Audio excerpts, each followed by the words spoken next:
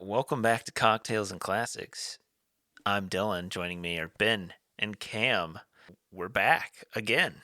This time we're doing some Christmas movies, and we're starting with Home Alone, the 1990 holiday comedy thriller? Question Thriller. Crime drama. mark? Noir? Um, Noir. It's a stoner comedy, actually. and to kick things off and get everybody in the right mood, we're going to go to this week's cocktail, one that Ben found. It's the South Bend Shovel Slayer, named after the mysterious neighbor character who you later find out is not a serial killer that we know. It is 1 ounce of orange vodka, 1.5 ounces of cranberry juice, served over ice, and you top with soda water. Garnish it with an orange twist. Ben's wife gave huge compliments to the bartender on the drink, I heard. Yeah, I let her try it. I let her try mine. You let her try it? Wow. How progressive of you to let a woman try your drink. Well, I mean, I let her try from my glass. You know, and you got to be careful who you share a glass with nowadays, man. COVID is everywhere. Your wife? Man. You guys, I've heard some stuff, but you guys are real strict over there. Wow. No, so she did the thing where I hand her the glass, she takes a sip, and then I go to take the glass back, and she just kind of doesn't want to give the glass back. So yeah, that's how you know it's good. When someone's like, okay, go make your own, and I'll keep this one. I recommend it. I'll be honest, it doesn't feel wintry by any means. It feels very much like a summery drink. It's nice and citrusy. Very much a poolside cocktail versus a fireside cocktail. See what I did there? Yeah.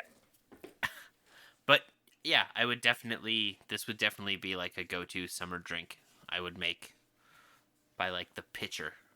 Ben's the 90-year-old man drinking cranberry juice by the pool. Damn kids! You'll never Also, take my cranberry make sure juice. it's cranberry juice, not cranberry juice cocktail. Too much sugar. Got to cut that sugar down. Keep it real cranberry juice. Wow, Ben is definitely the 90-year-old man. Check the show notes below. Make yourself a South Bend Shovel Slayer and hit up the Drizzly and Casker links to get some vodka, orange-flavored vodka, delivered directly to your door. And check out Home Alone. It's on Disney Plus right now, or literally almost every waking moment. It's on YouTube TV, some channel. So if you have cable, get in there and watch an hour and 43-minute movie in about 2.5, 3 hours with commercials. Home Alone is a 1990 comedy family film starring Macaulay Culkin, Joe Pesci, Daniel Stern, John Hurd, Catherine O'Hara. It's written by John Hughes, directed by Chris Columbus. Currently sits at a 7.7 out of 10 on IMDb. It's also the number 26 most popular movie right now on IMDb. Wonder why. It's the story of an 8-year-old troublemaker who must protect his house from a pair of burglars when he's accidentally left home alone by his family during Christmas vacation. It was nominated for 2 Oscars, Best Music Original Score for John Williams, and Best Music Original Score. Original Song and Original Score, yeah. The GOAT John Williams at it again. Another banger. He can't keep getting away with this. He can. He can and he will. I was really shocked when you said 2 Oscars, and I was like, "What the? For what?" And then when you said John Williams, I went, "No, all right, checks out." No, that makes sense. You did leave an actor off of your starring list, I will say. There is another Culkin in the movie. Oh yeah, Kieran, his brother? Kieran is in the movie. It panned to him at one point early on, and I was like, is that Kieran? I didn't know he was in this, and then, yeah, turns out it is. It is Kieran. I also looked that up. I was like, wait, is that his brother? And then I looked it up. I was like, oh yeah. Some may know him from what is it, Secession? I think is like He's in Succession. the most popular thing that he's in right now. But he's also Wallace, the gay roommate in Scott Pilgrim. Yeah, I was gonna say Scott Pilgrim. He's in that one too. He's been in a lot more movies and shows in the past decade or so. Yeah. What? Quick question, just because I went down a John Williams rabbit hole real hit right quick on the thing. What movies do you think John Williams won the Oscar for? He was won 5. Did he do Schindler's List? That is one. Yeah.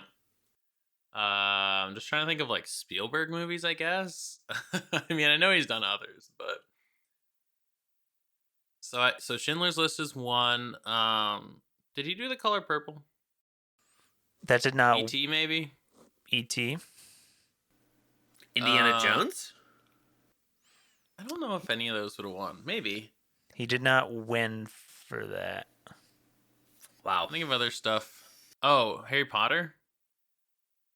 Really? Surprising, actually. Yeah. Nominated. Any of the Star Wars movies? I don't think so, right? The original. Oh, okay. Okay. Would he have won for Superman? He did not win for that. Jesus. They're doing my man dirty. I don't think he was even nominated for Superman. Wow. That is a damn shame. The best part about it. Whoa. All right. Okay. No, Reel hold it on. I don't want to give up. I think we can get it.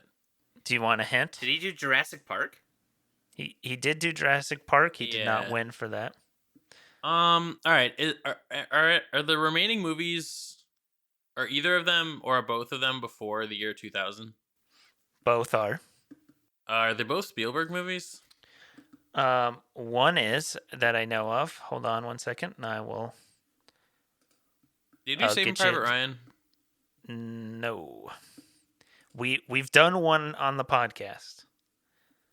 Oh. Jaws? Yes. Oh, that makes sense. Yeah. I was That gonna makes say a lot of sense. I'm like, Spielberg. I'm like, okay, this has to be. All right. So I don't know the non-Spielberg movie, I guess. And the last movie is a musical. Not it's on Broadway musical. Oh, so it's like he wrote music for a musical on Broadway, not a film? No. It's a No. film. It was the movie, it was and the it's screen now- adaptation of that.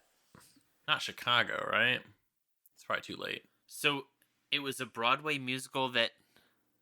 Grease? No. A Broadway musical that then became a movie? Yeah. Oh, I feel like West Side Story has to be too early. It was in 1971. That's when he won it? Yeah. Footloose. Dirty Dancing. Fiddler on the Roof. Oh, all right. I would never have gotten that one. Yeah, it's interesting because I feel like when you think of John Williams, you think of, I mean, obviously like Jaws, Star Wars, but I feel like Jurassic Park should be on there. I think of Superman. The Superman theme was like he wasn't even nominated for Jurassic Park. Wow. That's surprising. He was nominated for Harry Potter, but they didn't win. I feel like he should have won for Harry Potter too. It's one of those movie scores that you hear and you're immediately boom, yeah. I wonder if maybe it's kind of like Michael Jordan in the MVP, right? Where it's just kind of voter fatigue. Yes, obviously he's the best, but That's we why kinda- he's the GOAT. we kind of need to give it to someone else or the award just gets boring. Well, now it's called the Michael Jordan Award. That's true. Yeah. Yeah, but do the Oscars call the Oscar for best score? Do they call it the Williams? No, They it's should. Still They the should. fucking Oscar. When he dies, they should. Here's the only issue with the NBA renaming. I mean, we'll get into Home Alone in a second, but the only issue with the NBA naming. Hey, Michael Jordan's related to Home Alone. We can count it. He is in the movie, as a cutout. He is in the as a standee. Count it. But like, Boom, lawyer. the trophy just needs to be called like the Jordan Award or whatever. Like, Is it it's called like the Michael Jordan Award? currently, but it might like in time just be considered that. But it's like the Lombardi in football and stuff. It's like it's So I fine when will it's say the one thing that they might have an issue with just calling it the Jordan Award is the shoe branding. Maybe. I I guess. don't know if that would cause an issue with. Oh, easy. Just call it the Nike Jordan Award. Well, then they chose a lot of the bad names because I think the most clutch player or something I think is like Jerry West. This is gonna be like the West Award. You're gonna be like, huh? Like, is it the best player in the West or is it Yeah. the Western Conference? Like, Cardinal direction. Not great. had everyone seen Home Alone before? Yeah. I'm pretty sure I have. I just don't remember watching, like, I don't remember sitting down and seeing all of it, like, start to finish. Like, I don't remember it being, like, a movie that I would just, like, sit down and watch. I feel like it's one of those movies that I've caught, like, On here TV. and there on TV, but not committed, like you said, 2.5, 3 hours to an hour and 40-minute movie on TV. It's definitely one that I've seen a hell of a lot more since being with my wife. She loves Home Alone, makes me watch it every year, at least once. Hell, even watching this in preparation for the podcast, we'd like been on YouTube TV, seen it on cable, like Home Alone 1 and 2 on like YouTube TV. I watched it for the podcast, and then immediately, like 2 days later at work, somebody had put it on the TV at work, and we were watching the Christmas movie or like Home Alone, and I was like, damn. Why am I like seeing this so much this Christmas season? I feel like it's come back, and I mean, it's only 22 years old at this point. Or no, sorry, 32 years old. So I don't know, like it's not like an anniversary or something, so I don't know why it's like getting so much publicity this Christmas. I feel like more than others. I think it's getting to be the thing where people, like, our age and a little bit older than us, like, I just think it's something where they're going to start showing the movies that we fondly remember as Christmas movies from childhood more than, continuously ones. showing. Yeah, I think they're not going to keep showing, like, White Christmas or, I mean, I'm sure you'll still see, like, It's a Wonderful Life, but hell, one of the channels does, like, what is it, like 72 hours straight of A Christmas Story on TBS or something? Like, they show the movie start to finish for like 3 or 4 straight days. Like, they have no other movies in their catalog to show. It's TBS or something, or TNT, one of those. Yeah. So I mean, I wonder if think it's just that the like the station workers get to go on vacation for those days. Oh, I'm sure, because they just have I'm sure it's a on big loop. thing of, like, you just put it on a loop and then, yeah, you get to go be with your family. But I do also think that more movies from our childhood we'll start to see. I'm surprised, like, the Santa Claus doesn't play more. It does on like Freeform, I think, or like whatever the ABC Family equivalent is now. I Yeah. think they play it on Fox News a lot. Ah, rah, rah, rah, rah, rah.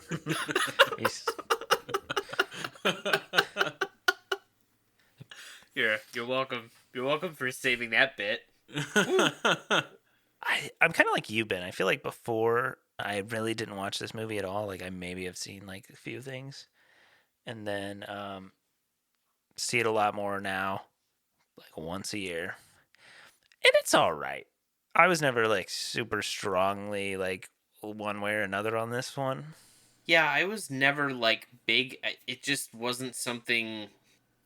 I guess, like, it wasn't something my brother or I were really, like, passionate about watching. Namely, I mean, it came out before either of us were born. Mm-hmm. But I also just think, like, I don't know how you guys were, but we didn't really I feel like we didn't really pick the movies a lot. It was like my mom and dad would pick movies that obviously they thought we would like. It wasn't like they were just like, oh, we're going to watch Gone with the Wind for 6 hours and you kids are going to love it. But like, I don't really think we watched Christmas movies a lot as a family at all. No. You know, I think No, when I I got didn't old, either. when I got old enough, you know, Die Hard. You know, hell, you want to throw Die Hard on? Fucking A, let's check. Where did it go? Oh, I mean, yeah. Fuck, we got all three, baby. Let's go. Oh my You know, God. if we're gonna roll with that, but I mean, speaking of Die Hard, like this movie feels about as Christmassy as Die Hard, if I'm being honest. Like in retrospect, sitting down and watching this movie, it's like, what ties to Christmas does this movie have? There's the Santa scene. He gets the tree. They're all coming And then- home for Christmas, though. and then- They all come home. Like, I don't know. I think there is a little bit more semblance of. they're it not coming here. home for Christmas. They were all going to visit the brother and Well, I friends. know, but they all got they could back have been by going to Christmas. visit- They could have been going to. No, it was the day after. It was on. Or I no, don't was think it so. actually I think on it was. Christmas I think morning? it was Christmas Day. Yeah. But Which, I mean, but like that's it. Like the Yeah. plot of the movie doesn't. They don't do anything Christmassy really. It doesn't centralize around it. Like I'm thinking of I love Christmas Vacation. You know, they go and get the tree. They're like giving gifts. There's Christmas things. They're having dinner. Like here, it's much like Die Hard. It's set at Christmas time. Like why is he in L.A.? Oh, well, he's going to see his kid for Christmas. Like, you know, there's a Christmas party in there, and it's like other than that, like it's just kind of like you could set this movie any time of year. The babysitter doesn't show up or something, so the parents go out on a date and they leave Kevin home alone or something. And he's got to survive the night from the burglars. You know, it's like it could really be any time of year. It's not necessarily a Christmas movie in that sense. Yeah, I would agree with that.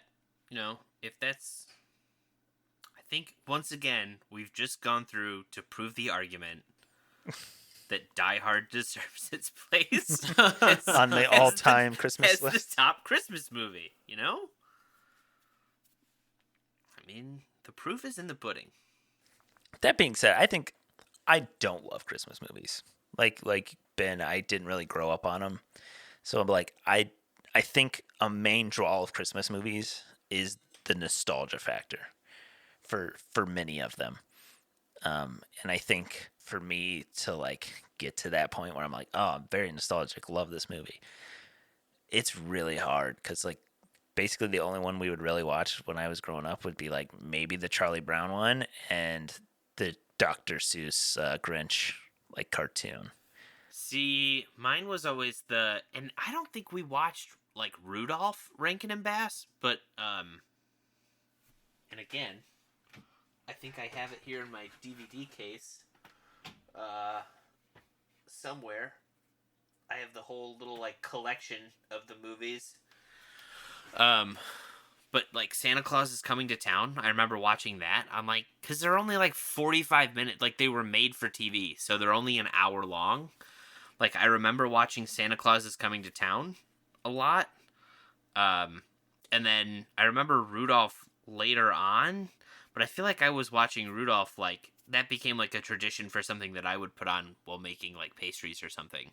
Like that was like, oh, I'll just put this on. It feels Christmassy, and kind of go from there. But I don't remember ever watching it really with my mom and dad until I was old enough to make inappropriate jokes during the movie with my parents, and then my mom said she'll never watch it with my dad and I again. But yeah, I mean, I don't remember. I just, and like I said, it could be something where we did it and I just didn't have strong memories about it. But yeah, it was never like a big, like, oh, we're gonna, sit down and watch these Christmas movies and this is what we're gonna do. So, it's something I want to do with Grayson now, is just be like, hey, we're gonna watch, I don't know, we're gonna watch Rudolph the Red-Nosed Reindeer, and one night a week or something, we'll watch a Christmas movie, and that'll be like on Friday night or something. That'll be like your treat to stay up past bedtime, and we'll watch a Christmas movie or something. But yeah, I just don't remember that being a thing. Yeah, we did some of the claymation movies, like the old, really old ones. Yeah. But other than that, I don't think we watched much. Like, I didn't see Christmas Story until I was like almost an adult, if not an adult. Saw Home Alone. Elf was one I think I watched, but again, like I watched that more so when I was like a teenager, I guess. Yeah, well, I feel like Elf is more like our generations because it came out what 04-ish, something like that. Like it's very much when we were kids, which I don't think I saw Elf until I was at college. Dude, same. Wow.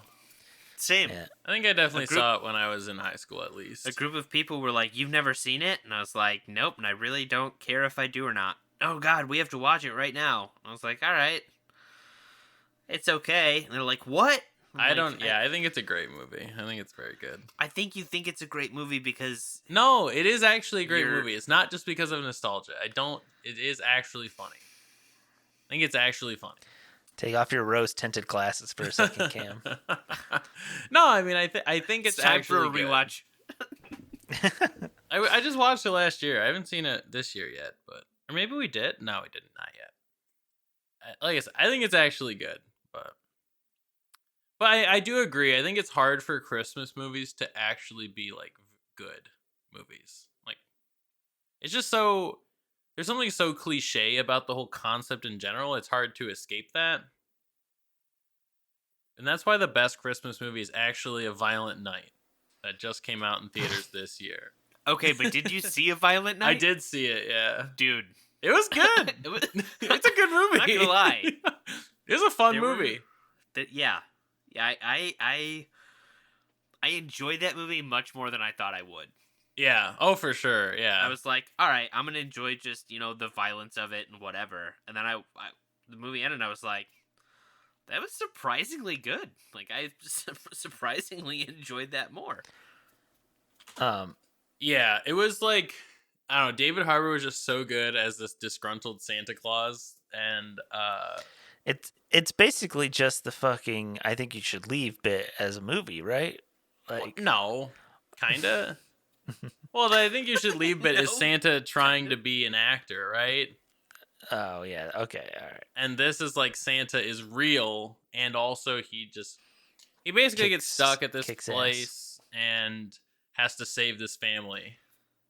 Yeah, and I won't say anything else because it's a really entertaining movie. It's really fun, and it's funny because what I was saying before about the clichéness of Christmas movies. They include a lot of the Christmas movie tropes in the movie, but it's like this in a well done way. It's bloody action movie, so it's really funny to see like, oh, they got back together, like, throughout this like bloody mess of a movie. It's worth a watch. I don't know if you should watch it since you got to pay like $30 to go see it near you, but it'll be worth a watch when it comes out to stream eventually. I don't know. I feel like this movie it will hit really well if you are a kid, because I feel like it being kind of told through the lens of Kevin is a lot more kind of like, oh wow, like what would I do if I was home alone? Like, oh my goodness, because he's like, he's trying to do the aftershave and stuff and like burning his face, or he's going to grocery shop and do all this stuff. And I feel like this movie leans a little younger. I have a question for you guys. I feel like, do you think this movie would make sense today, like happening? No. Because I feel like, especially with like the way TSA is run, I'm like, there's no way they could just. I mean, absolutely not with that. We sat there going like, how did they not scan the tickets and realize they had an extra ticket? Well, they accidentally threw out Kevin's ticket. That's true. They do throw it out in the garbage. So they did throw it out, but there's no way with TSA you're sitting there because you literally can't run through security anymore. Like you literally just can't. No. So it's not possible. I don't know. I mean, it wouldn't make any sense. Well, they would also be like on the loudspeakers, be like, Kevin McCallister, Kevin McCallister. And you'd be like, oh shit, where is he?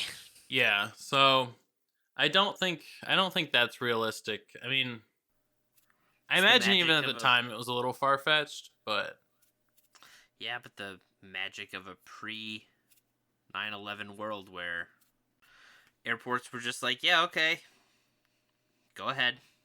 Like, I feel like there wasn't really much of, and I don't know. I knew I had flown pre 9/11, but I don't remember much about it. But I feel like it was just kind of like very free for all esque, where it was just like, yeah, okay, walk through. Okay, here you go.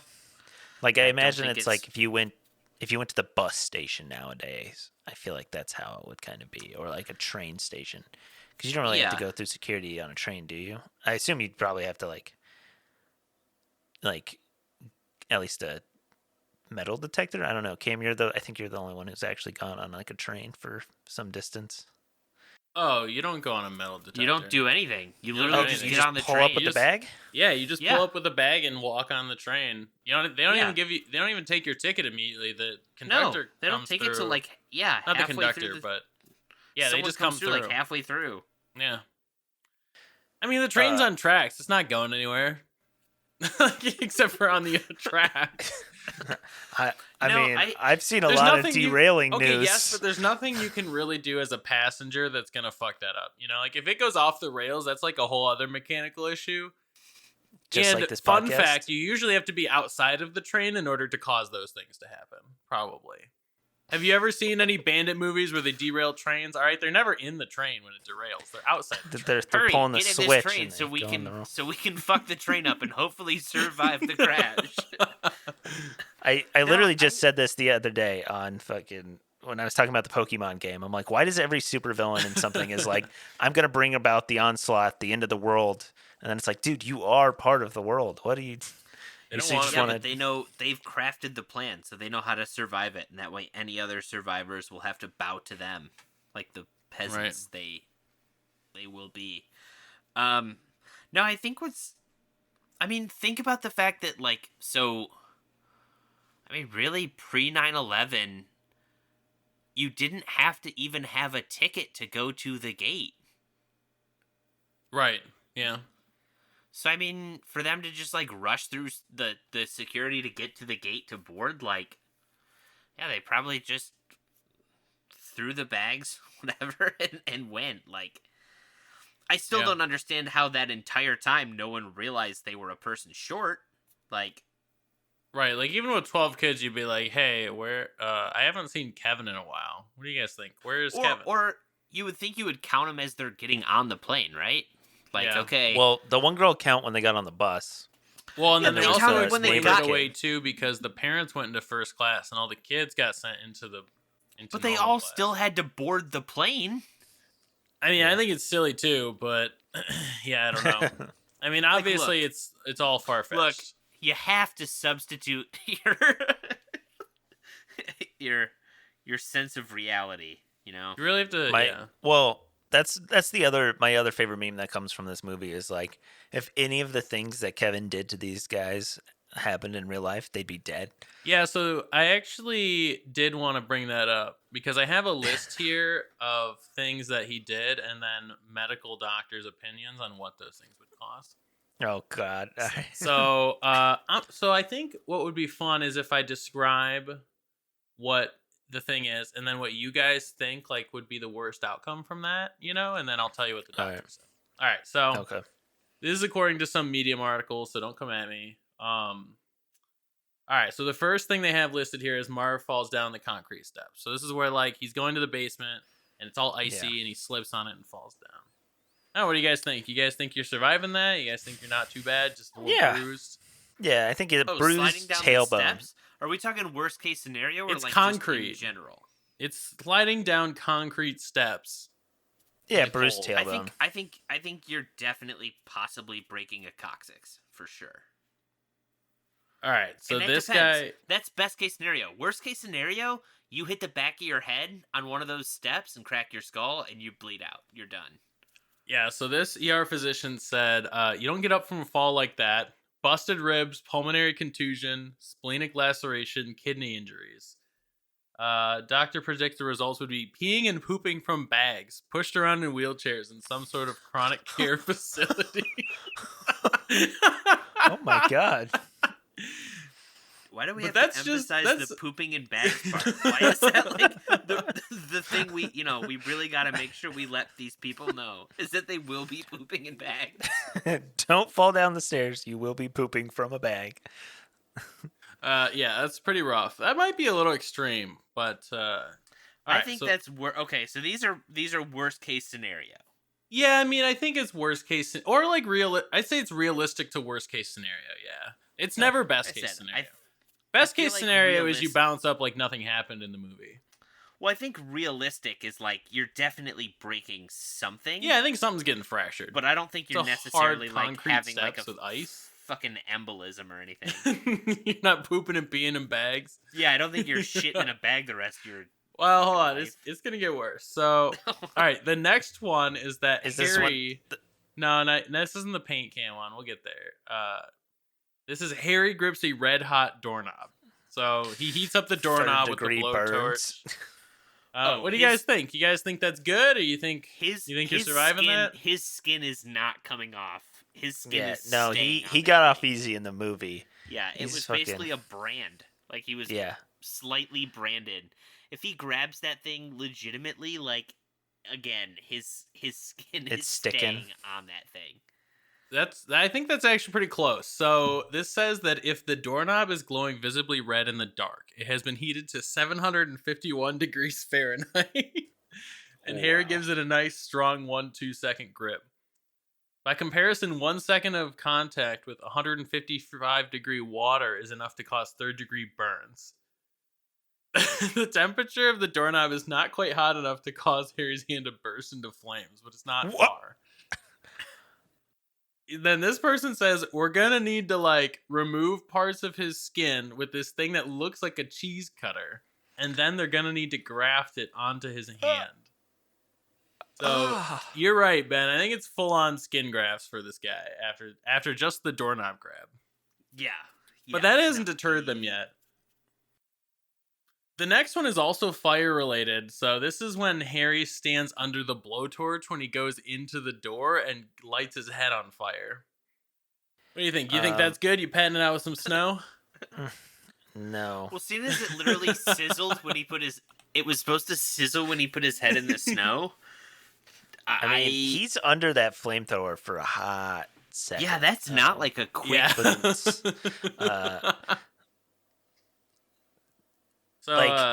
Yeah. I mean, his beanie's melted to his. That's definitely a skin graft. They're definitely de-skinning his ass, and he is then going to be literally. He's got a whole cheek, a whole cheek just places right on like a skin cap. This what was likely a simple 2nd degree skin burn is now a full thickness burn, likely to cause necrosis of the calvarium, the skull bone. So it's going to burn the bone, adding that he will probably now need to have the top of his skull replaced as a result. God. What the fuck? Why is this so morbid? This is like, what was that old show? 1,000 Ways to Die or whatever? Well, because as you guys said, they point out that instead of backing out, he stands under it for like 7 seconds before leaving. With his head on fire. Yeah, he's under there a long time. Like enough to like realize that he's on fire and then be like, and then like run out. You'd think the I'm on fire would come pretty freaking quick, right? Like, oh shit, I'm on fire right now. But for comedic effect, he has to stand there for like 5 seconds. Well, I mean, yeah. Obviously. Everyone has to realize that he's on fire later. Like, yeah, and it's a kid's movie, so you know they're going to take some time to realize what's going on. Does it talk about the iron that he drops on the dude's face? It doesn't talk about the iron, actually. That one would have probably killed him. Yeah. Well, the paint can may. So the paint can's next on this list. which I think Mythbusters also did an episode on this. But say they both each take roughly a 2 kilonewton hit to the face, easily enough to fracture multiple facial bones, and it's probably going to knock you out cold. Also, if you get a bleed in there, and especially a fast bleed, it pushes onto the brain so that it stops functioning, and that leads to death. So, best case, you're breaking some bones in your face, and worst case, you're getting an internal brain bleed. You're dying. Man. Then the final one is Marv hits Harry with a crowbar a lot, and that's not as bad as the others, but they say that your sternum is probably going to be cracked from that. And yeah, and you could break some ribs and bleed to death. Yeah, there were. I forgot that then he gets up and just like starts swinging the crowbar again. It's like, all right. Seems one a little absurd that your response is let me beat the shit out of this guy with a crowbar now, and two that like you just bounced up. Like, okay. Well, that hurt, yeah, but some things the article doesn't like. It mentions my name, but doesn't cover like with the doctors. Is Marv steps on a nail. Oh my god! He also walks barefoot over broken glass. That was he gets the hit one in the face with the iron. The broken glass one was the one where I was like, yeah, nope, I'm out right there. That's it. That's the Die Hard thing where it's like, nope. Yeah. Kevin shot Marv and Harry in the face and groin with a BB gun. And then finally, to top it all off, his neighbor hits them with an aluminum shovel over the head. And that's not even the worst one. Which is what's so insane to me is that's the one that like knocks them unconscious after all the other shit where they're just like, yeah, okay. Right, not the paint I feel like cans. I feel like the BB gun and stuff is like one of the easiest ones, and then it's except it is point blank in the face. It is like right. He could have literally put it into their eyeball and like done some serious damage, like very very easily.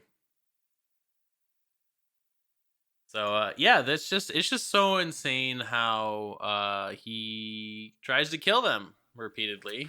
Well, what's crazy to me too is the fact that like, and they keep going. Again, you have to suspend belief for this movie to make sense, because like, yeah, let's be honest, there's no way that those guys, if they survive any of this, are just like, yeah, we'll keep bumbling along. Like, no, we're not just going to immediately find a way to absolutely murder this child. Like, nope, no. We're going to keep playing your silly game, kid. Like, either they'd leave the house or they would come back. Let's be honest. This is America. They'd have access to a gun. Yeah. I forgot one that, oh my god, now I'm blanking on the actress' name. The mom. Catherine O'Hara. I forgot that she was in this. You know, and again, it's one of those movies that, like, I remembered parts of it, and I remembered John Candy, but I didn't remember, like, his whole shtick of the thing, and which felt just like, we need to fill time, so, like, hey, John, what are you doing? Do you want to maybe do this, like, do you want to come in and shoot for, like, a day, and we'll just call it? I believe he ad-libbed all of his lines for the film. I'd believe it. Based on his lines, I wouldn't be too surprised. the King of Polka or whatever his thing was. Yeah. No, I like I said, I remembered him being in it, but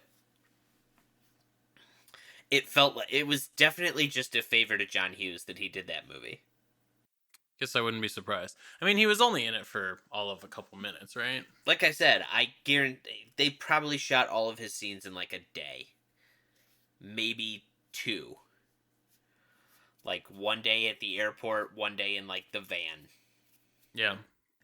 It felt like them breaking into the house in that felt like so much more of the movie in my mind than what it was. Like, in my head, like, that's, like, a vast majority of the movie, and in reality, it's only, like, 20 minutes of it? Yeah, it's like the last 15, 20 minutes. Yeah. A lot of the rest of it's kind of boring, if I'm being honest. Yeah. No, like, it's just him living it up in his house and going to stores and stuff, and it's not that funny. Like, it's okay. I would have loved to have been on the set at the times that, like, Macaulay Culkin wasn't there. And then when Macaulay Culkin would get there, just to see Joe Pesci's, like, complete personality switch. Well, he said he avoided him. It says he avoided Macaulay Culkin as all he could, so he would think he was mean. Well, not only that, but also the fact that Macaulay Culkin's a child and Joe Pesci has the mouth of a sailor. Yeah. Well, that's what every other word out of the man's mouth is a F-bomb.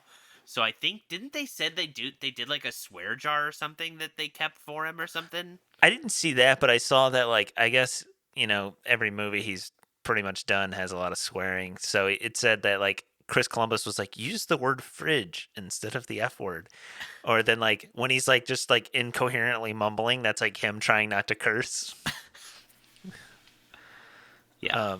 This does say John Candy filmed his part in only one day, albeit a 23-hour day. Oh. Almost all of his dialogue was improvised. His part was potentially partly inspired by the character he played in Planes, Trains, and Automobiles. That makes sense. It's very similar. It checks out. And it doesn't surprise me, too, that he ad-libbed a lot of it, because I want to say Catherine O'Hara came from a big, like, I want to say... They were on the same SCTV. Yeah, I was going to say SCTV. It was her. Candy was there. And wasn't Jim's dad? God, I'm blanking Eugene on names. Levy. Eugene Levy was in it, too. Yeah, they were all in, like, the same kind of, like, improv troupe. So that... Joe Flattery was there. Harold Ramis. Yep. Rick Moranis. It's funny to me that, like, I feel like everyone is like, Home Alone, Merry Christmas, you filthy animal. And it's like, that's not from this first one. That's actually, like, a later thing from the second one that I feel like most people attribute to the first one. Well, that's when he started watching it. I'm like, wait a minute. He doesn't say Merry Christmas, you filthy animal. He says keep the change. Yeah. Yeah. And I was like, wait a minute. Is that not this movie? Is that a different? And then I was like, it must be the second one. No. And it's so... I'm not going to slide them, make you money. But, like, Home Alone 2, Hannah and I were kind of talking about this. It literally follows, like, essentially the same... Oh, it's the same plot points, yeah. Formula. It's the like, same thing. There's the homeless lady with the pigeons. Then there's the guy next door who he's like Kevin's afraid of, but in the end he actually, like, helps and saves them or whatever. And they have, like, this heartwarming talk. There's the setting the traps and where, it's like, yeah. It's like, all right, let's take the same exact movie, change a couple things, and put him in New York instead. Even the fucking Wet Bandits make it to New York somehow. Like, from Chicago. That? Shouldn't they be in jail? I don't remember. The next morning, the family oversleeps and must rush to the airport. Kevin is with them, but he becomes separated from them while carrying Peter's bags and accidentally boards a flight to New York City. Upon arrival, he decides to tour the city, but becomes frightened by a homeless woman tending to pigeons in Central Park. He uses Peter's credit card to check in at the Plaza Hotel, not knowing that the Wet Bandits have also reached the city after escaping from prison. Oh, they escaped. Somehow are smart enough to escape from prison. Yeah. Oh, man. The 90s, right, guys? What a time. Well, I love the bit in the first one when, like, you find out, like, why they're called the Wet Bandits or whatever, and Joe Pesci's just like, you're a sicko. Like, why would you do that? You're a sick man, Marv. Yeah, and he's like, all the great ones have a calling card. I feel like you don't appreciate that as enough as a kid. As an adult with a house, that's fucked up. It is fucked up to leave the water running. Honestly, that is fucked. I'd be more pissed about my house being ruined by water damage than the fact stolen that you stole shit. Yeah. Wait, does he back it up? I forget. Yeah, he stuffs, like, washcloths and that over the drains and then runs the water. Yeah. I thought he just, like... No, well, that's why... Because if you see at the end, because Kevin runs across the house across the street, when he's running through the house, it's like the basement's full of water. Yeah. Dude, that's fucked up. I'd be, like you said, I'd be more mad about that than the actual burglary. I thought they just like let the water run and the water bill was super high, but no, that's kind of fucked. No. Yeah, I mean, that would piss me off too. It'd be like, yeah, what the I'd fuck? also be pissed at the fact that I have to pay a water bill for someone to fuck my house up. Yeah. It's messed up pretty bad. Everyone here had seen Home Alone before, whether that was Ben's spotty remembering of the movie. So you'll get a original review based off nostalgia, and you'll get an updated one on our most recent viewing. Cam. All right. I gave this movie originally, when going into it, a 7. I'm going to turn it down a little bit to a 6. I think it's a fine movie as it is. It's fun enough, but it's longer than it should be. The action parts are shorter than they should be. And a lot of the other parts are just kind of a little boring, I think. And similar to what you said, I don't really have nostalgia for this movie in general. So that's what I'm going to leave it. It's fun at times, and there are some funny moments, but overall it's very okay. There's at least a handful of movies I'd rather watch than this one, I think. But it is, I mean, that said, it is still like one of the most iconic Christmas movies of the 90s and 2000s even. So, yeah, going in, like I said, kind of spotty memory of this movie. I only had it at like a 6. Like, I don't remember ever like thinking it was, the bee's knees, if you would. Ben's definitely 90 years old. After rewatching it, I dropped it down to like a 4. Honestly, it's lower than mid tier in terms of Christmas movies to me. Like, I think this movie is, like, in a couple years, I think my son will really enjoy this movie. Like, when he's like in the 4 to 8-year-old range, where it's like you can kind of picture yourself as Kevin and like imagine what it would be like to be home alone, and it's easier to suspend your disbelief of things that would happen. But like, I don't know, as an adult, I'm just like, God, there's a lot of bullshit to sit through to get to what most people think of this movie. Like, I feel like people's memory of this movie is the last like 15 minutes, and they forget that you have to sit through an hour and a half to get there. Yeah, in terms of Christmas movies, I think it's near the bottom of the list, especially as an adult who finds it harder to suspend disbelief. Mind you, I'm a grown man who loves watching people in capes fly around and fight bad guys, but I don't know, man. An 8-year-old kid fighting off two grown adult burglars, to me somehow is hard. It's hard for me to be like, oh, okay, that'll happen. Yeah, I think there's better Christmas movies out there, and I think most of the ones we've done for the podcast, I would rank ahead of this one. I thought I was going to have the hot take with my 5 out of 10 going in, but Ben saying it's lower than mid-tier was pretty high. Going to offend That's a lot pretty of high. people I do out think there. a 4 is a tad low. I don't know. I think it's pretty low. So going in, I had it at a 5 out of 10. It gets a boost for me for the John Williams score and just the soundtrack in general. The Chuck Berry, like, Run, Rudolph Run, or whatever. I don't know the actual Run, Rudolph. I don't know the title. I don't know the title of the song, but it's Run, Rudolph, Run. You're right. See? Fuck you, Cam. That song, goated, slaps. Anytime that comes on, I'll jam out. Not even a big Christmas music fan, but I think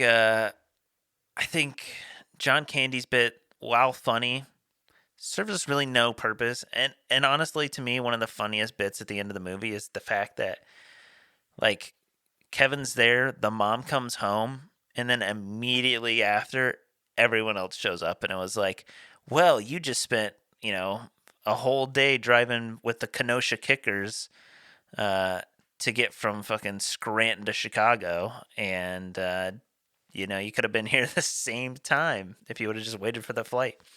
Like you guys said, I think a lot of the movie could probably be taken out and just get us to the good parts, you know? Like, give me what we want. We want the Wet Bandits versus Kevin, you know? I'm going to leave it there at a 5 out of 10. I think it's all right. I will say, I think it's one of the better Christmas movies because I just don't like them that much. But we hope, you know, send all your direct messages to Ben to roast him for his boo this man. Imagine if Die Hard, right, spent an hour building up to everything at Nakatomi Plaza and then spent 15 minutes at Nakatomi Plaza and everyone still remembered Nakatomi Plaza and was like, no, this movie's fantastic, bro. Bullshit. No, that's a good point, because like they only spend like 15 minutes on him and his relationship with his wife, and that tells you all you need to know, you know, and then they get straight into the action.